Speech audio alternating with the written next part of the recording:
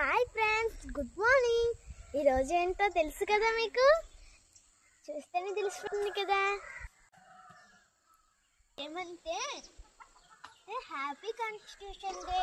రాజ్యాంగాన్ని అందులో గొప్ప మంది రాశారు. ఇప్పటికీ రాజ్యాంగాన్ని ఎక్కువ భాగాన్ని రాసింది డాక్టర్ బిఆర్ అంబేద్కర్. అందుకే అతన్ని రాజ్యాంగ పిత అంటారు.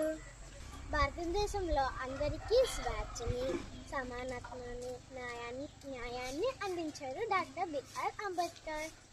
చేతిలో ఒక పుస్తకం చూసారా, భారత రాజ్యాంగం అని రాసింది. ఈ రాజ్యాంగం అంట చాలా గొప్పదంట. ఈ పుస్తకాన్ని అతనితోనే ఎప్పుడు ఉంచుకున్నారంట. ముఖ్యంగా ఆయన అనగారిన ప్రజల అభివృద్ధికి పాటుపడ్డారు. ఒక లాయర్ కూడానా అంబేద్కర్. చూడండి. Thank you to all.